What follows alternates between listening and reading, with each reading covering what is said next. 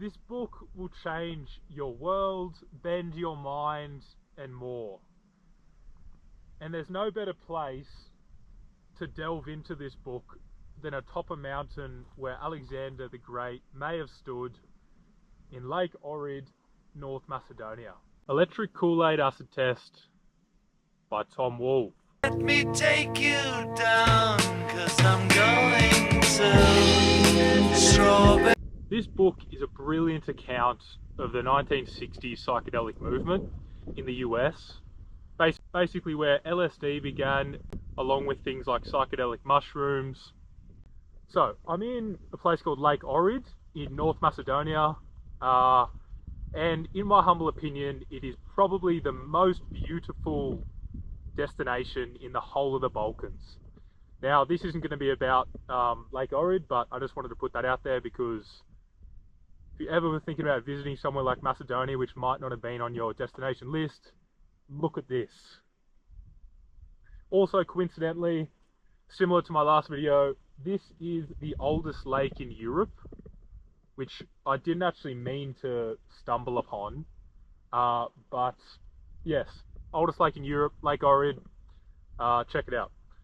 The book was written by a man called Tom Wolfe. The way he wrote in the book was so enticing because the way he described the events, the way the people dressed, the first-hand dialogue that he experienced really made you feel like you were a part of this explosion of chaos, of a shaking up of culture, of this new emergence that people are still trying to work out. So basically, a quick summary.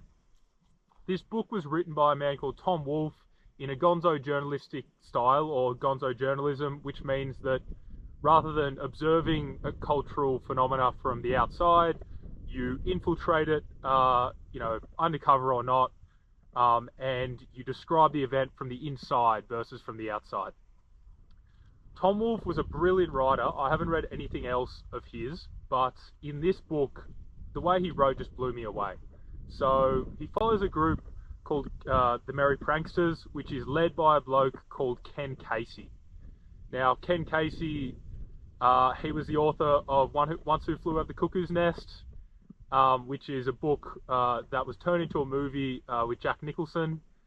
The introduction is he volunteered at a veterinary hospital where they were doing voluntary research and studies on the effects of these various psychedelics on people. So after a little while, he began taking these out of the hospital and dosing some of his friends. His brief backstory is he is at Stanford University on a small bohemian sort of college called Perry Lane, and this was in the late 50s. So it was a college that was mainly for artists, poets, authors, things of that sort, where they can sort of mingle and share various creative outlets, yada yada. But there was no such thing as psychedelics at this time. He actually began bringing the psychedelics to this area before the term psychedelic was even created. Now, outside of him, there was only a handful of scientists across the globe that even knew about these substances, let alone they were taking them. Basically, Tom Wolfe follows this group, the Merry Pranksters, who Ken Casey creates after he starts to dose various friends. They start this journey of taking LSD and its effect on them and how much they wanted to spread it throughout the US. So the four main epochs in the book, the first is in Perry Lane, this bohemian sort of college at Stanford, like I said, parties, yada yada yada, intro.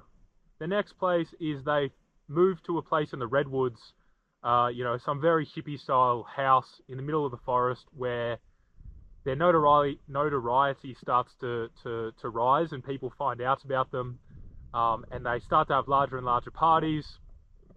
Soon after this, they purchase a school bus that they turn into a movable house basically, where they sleep, and they drive across the US from Los Angeles to New York as a way to spread things and also be a bit of a fireball arriving in New York with this newfound knowledge and these newfound substances that they wanted to share. They start these things, which is the title of the book, which is the Electric Kool-Aid Acid Test, which basically are these parties that the merry pranksters start for anyone to join. An atmosphere that is very pro-psychedelic, you could say, and they dose Kool-Aid. Funnily enough, they do drink the Kool-Aid this time, with LSD. Finally, after various drug issues, Ken Casey gets caught with weed. He also runs into the law with various other things, so he moves to Mexico as an outlaw, and also continues his research and his insanity from there. What I loved about this book was the way that Tom Wolfe wrote about the scenes that he encountered. So he basically, in this book, followed along from the beginning towards where it started to lead to its downfall, or at least the uglier sides of this movement. So a lot of them are primary accounts, so actual dialogue that he listened to, that was spoken, that people spoke, along with some secondary accounts of people being there.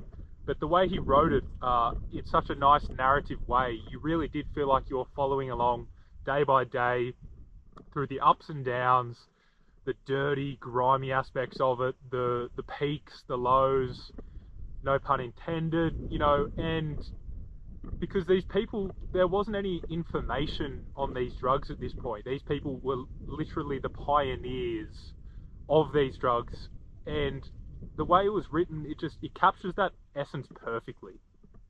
The little details about how they designed the bus, for example, when they drove from LA over to New York, they designed the bus in such a crazy way where they sawed a hole in the roof, for example, and they put a drum kit, bass guitars, and recording equipment on top of the bus.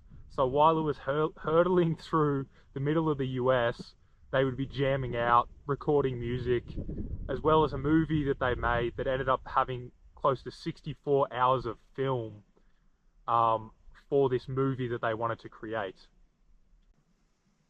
The other aspect that I really loved about this book was, yes, following along their journey was great, but it also touched on many areas of wider culture that were deeply affected, positively, you know, and negatively by this movement. So things such as the psychedelic rock movement, you know, that spread across the globe, and its effect on, you know, very famous bands, including the Beatles with their album, you know, Sgt. Pepper, which was, you know, labeled as a very heavily influenced psychedelic album. Other bands such as Led Zeppelin, along with even Jefferson Airplane. Specifically, it actually highlighted how maybe the original psychedelic rock band known as the Grateful Dead, what their origin was, and it actually came from those Kool-Aid Acid Test parties where they were the bands that would play at these events. One of the band members who formed it was a man known as Owsley, who was also before that the largest distributor and manufacturer of LSD in the world at that time. So he purchased amounts of research chemical known as lysergic acid monohydrate, which is the main chemical that you need to turn it into LSD, which is the psychedelic drug.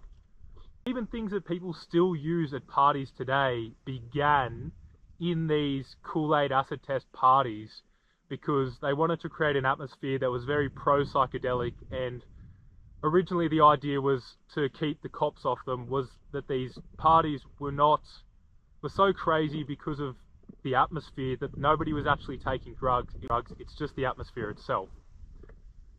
So for example, before these parties began, the strobe lights was only used in research purposes for to understand movement better. So it catches glimpses of different, you know, movements. They introduced it to these parties, and, you know, today people still use the strobe light. Things such as lasers they also introduced, and various other forms of environment enhancing technology. Finally, it also touched on historical anecdotes that were just fun to read. So, for example, at the time, they got in touch with the Hells Angels via the help of Hunter S. Thompson, who recently did a book at the time on the Hells Angels in his gonzo journalism way. So at the time, they were outlaws basically amongst all parts of society. So nobody really wanted them around. Wherever they were, usually there was there was destruction and damage left behind them, psychologically, emotionally, yada yada. But they got in touch with them and they invited them to one of their early parties, and just the scenes and the dialogue that was going on between these psychedelic hippies high on LSD, when this group of Hells Angels riding on their motorcycles, and just the mashup of a very different culture from hard-hitting bikies to these laid-back psychedelic using hippie types, and how it ended up working out. I mean, various bits of dialogue in these stories were great, and some of them were quite grim also, but it was just a fun mashup of cultures, and you felt like you were right there experiencing it.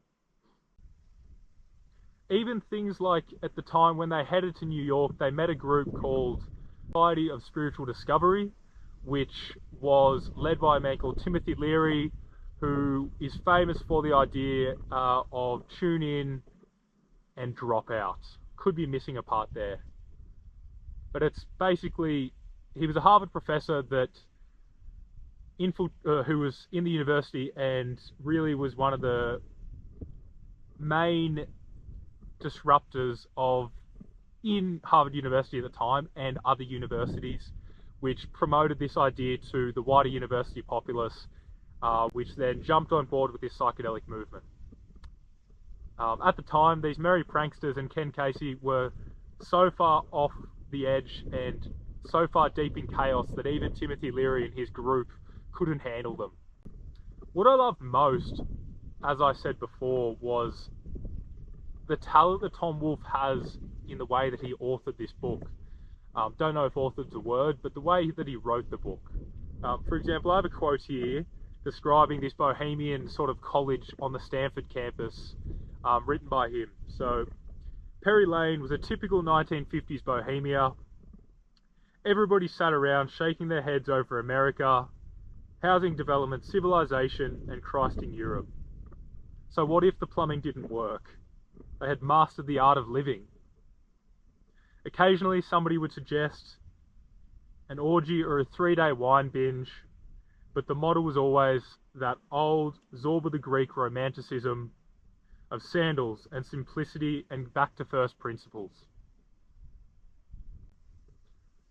He also wrote it because he didn't romanticize this movement. He did explain parts that may have seemed fun at the time, but he also highlighted the low points of this movement also. So another quote that I've got is when they're on the bus. Now, this being a bus and not a Greyhound, the spring and shock absorbers are terrible. Hulking vibrations synced into no creature on earth can keep battling around on the benches and the bunks. It's almost impossible to sleep. Everyone is nauseous practically the whole time. Nobody can sleep, so they keep taking more speed to keep going, and psychic energizers like Ritalin, anything and everything. To smoke more grass, to take the goddamn edge off the speed, and acid to make the whole thing turn into something else. Now, that might seem fun, but days on end without sleep, driving through summer, driving through the sweltering hot central of the United States without any aircon on a bus that was built in the 50s, doesn't seem ideal. Further, Tom Wolfe also delved into the personalities of this group of the Merry Pranksters. He focused primarily on Ken Casey, but he also told some stories about various other members of this group and, their pros and cons and their negatives and their positives. So, for example, there was a man called Cassidy. Now, Cassidy was one of the group members that was relied upon a lot during these crazy adventures. For example, this is another anecdote from the bus. Cassidy has been a rock on this trip, a totally dependable person. When everybody else was stroked out with fatigue or the various other pressures, Cassidy could still be counted on to move. It was as if he never needed to sleep and didn't. Cassidy dove into the ancient innards and fixed them. He changed tyres, lugging heavily and jolting and bolting, with his basilic veins filled with blood and speed. Namaste. So, I'm changing the end credits to Solitude ambulando. It's Latin. Latin because, you know, I'm an intellectual academic with loads of history under my belt. It's Latin and it means it is solved by walking. Basically, and I love it. I think it's great. I think it can be used practically, go for a walk, and also, you know, pragmatically, like working through things pragmatically through action rather than through overthinking things. So, solvitur ambulando, it is solved by walking, Latin.